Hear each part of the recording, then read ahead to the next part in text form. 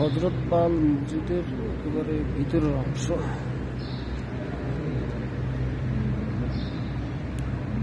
কাশ্মীর হযরত পাল মসজিদ, কাশ্মীর, জম্মু কাশ্মীর, ইন্ডিয়া, জম্মু কাশ্মীর। হযরত পাল মসজিদের একেবারে ভিতরের অংশ।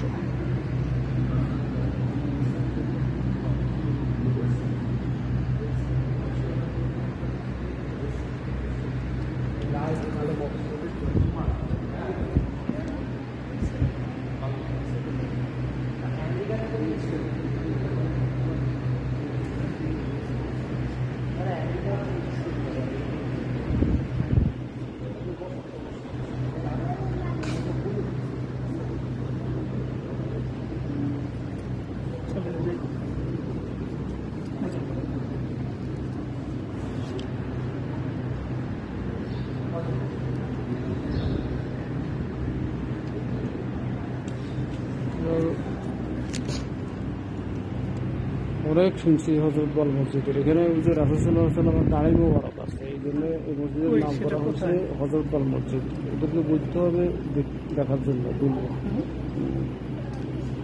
এই মসজিদে রাসূল সাল্লাল্লাহু আলাইহি ওয়াসাল্লামের দাড়ি মোবারক আছে, এই জন্য এই মসজিদের নাম হচ্ছে হযরত পাল মসজিদ।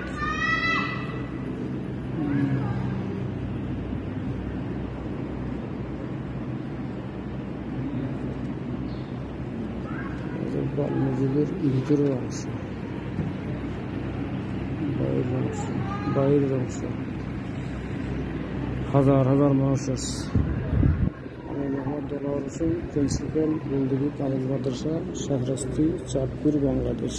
নিয়ে আসছি এখন কাশ্মীরে, জম্মু কাশ্মীর, হযরত পাল মসজিদে।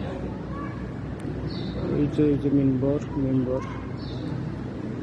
ঐতিহাসিক মসজিদ।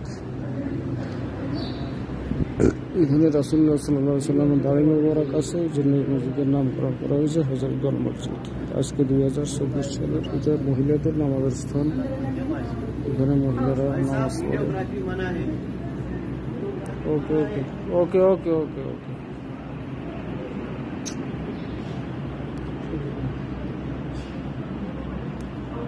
2024 সালের